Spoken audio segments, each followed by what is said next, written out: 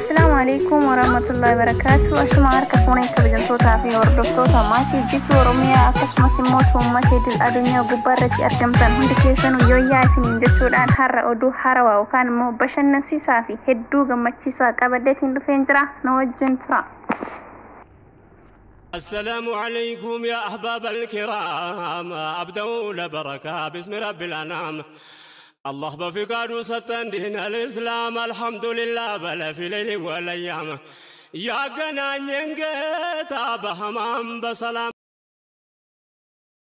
Ka harra oduu gammachiisaa tokko baay'een gammade tokko simbiraan gahuudhaaf qophaa'ee jira. Innis maal jechuun keessan hinafuu wajjumaan kan ilaallu ta'a. Like, share, subscribe gochuudhaan turtiin keessan nafaana haa ta'u isiniin jecha.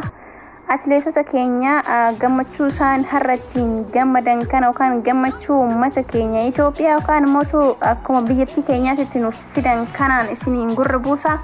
Turtiin keessan nu wajjin haa ta'u isiniin jecha. Gareen atileetota Itoophiyaa shaampiyoonaa atileetiksii orgaanitti hirmaataniif daandiiwwan magaalaa Finfinnee irratti simannaan taasifameefii jira.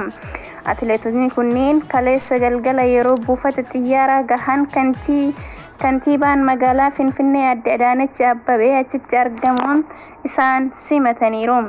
Guyyaan har'aa pirezidaantii Federeeshinii Atileetiksii Itoophiyaa Atileet Daraartuu Tulluu dabalatee atileetota dorgommii kanarratti hirmaataniif injiinamoota uummanni Itoophiyaa keessa jiru hundumti isaatu gammachuu guddaa itti dhagahame ibsatanii jiranii. Kanaaf hedduu tokkoon gammadee anis gammachuma kanaan isinii wajjin qoodachuudhaaf isin biraan gahuudhaaf dhufeen isiniin jedha. Akkasumas immoo Itoophiyaan dorgommii kana irratti warqee 4 fi meetii 4 fi madaala 2 fuudhuun Ameerikaatti aantee akka addunyaatti sadarkaa lammaffaa isii qabachuulleen waan guddaadha. Dhugaa baay'ee tokko nama gammachiisa. Anis gammachuu kana waan hedduu tokko argee gammadee isin biraan gahuu fi isiniin jedha. Hedduu tokko nama tola baay'ee tokko nama gammachiisa. Egaa maqaan biyya namaa yeroo kamiyyuu iddoo gaariitti yoo ol ka'uu fi yeroo dhahamu hedduu tokko namatti tola. Kanaafuu gammachuu kana hedduu tokkoon argee gammadee as duran isin biraan gahan ture yoo xiqqashoo waan haala naannoo joofneef amma isin biraan gaheetiin jira. Egaa kabajamtootaa fi hordoftoota maatii jeetii Oromiyaa akkasumas immoo uummanni addunyaa gubbaarratti argamtan horoon ammas ta'e boru sagalee kana dhaga'uu dandeessan hedduu akka gammadan abdiin qaba. Kanaafuu maatii nuuf tahaa nu jajjabeessaa ergaalee haarawaa fi wantoota jijjiiran hundumaa isin biraan gahuudhaaf kallattii kamiiniyyuu eeyyamamaadha yookaan immoo qophiidha isiniin jenna. Turtii gaarii isiniif haa ta'u.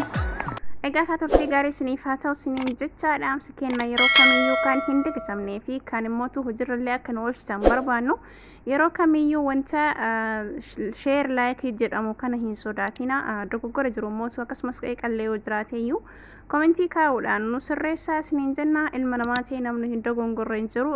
Dogoggora haasaa keessatti illee yoo jiraate nuuf kolchaa isiniin jecha. Egaa nu jajjabeessaan immoo dhaamsa irra deddeebiiti.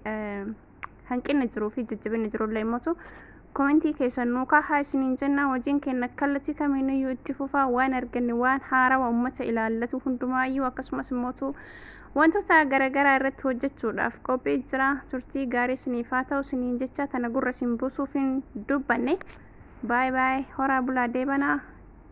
السلام عليكم يا أحباب الكرام، أبدأ لبركة باسم رب الأنام.